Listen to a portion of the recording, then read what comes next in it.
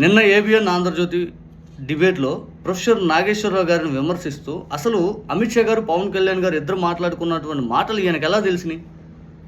పవన్ కళ్యాణ్ గారు అమిత్ షా గారు మాట్లాడుకున్న మాటలు ఈయన మంచం చాటునే ఏమన్నా దూరేమని విన్నాడా? బాత్రూంలో ఉండేమన్నా విన్నాడా? కుర్చీ పక్కన నించోనేమన్నా విన్నాడా? ఇటువంటిది ఆయన విమర్శిస్తూ ఉన్నారు. అసలు దరిద్రం ఏంటంటే ఈ నీతి వాక్యాలు ఏబిఎన్ ఛానల్ నుంచి చెప్పడం.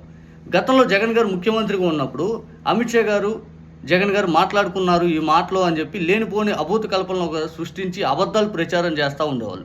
అప్పుడు మీరెక్కడ నించొని విన్నారు? మీరెక్కడ దూరి విన్నారు? మీరే బాత్రూమ్ గడుగుతా విన్నారు? మోడీ గారు జగన్ గారు మాట్లాడుతుంటే దాని మీద కూడా దుష్ప్రచారం చేస్తూ అవాస్తవాలు ప్రచారం చేసేవాళ్ళు. అప్పుడు మేము అడిగాం, మీరు మంచం కింద దూరి విన్నారా? బాత్రూంలో నించొని విన్నారా? లేదా కుర్చీ కింద దాంకొని విన్నారా అని. సేమ్ దరిద్రం ఏంటంటే ఈరోజు మీరు రిటర్న్ గిఫ్ట్ లాగా మీరు అనుభవిస్తున్నారేమో అదంతా అనిపిస్తుంది. మిమ్మల్ని మాత్రం ఎవరు విమర్శించకూడదు, పక్కన వాళ్ళు మాత్రం మీరు విమర్శించవచ్చు.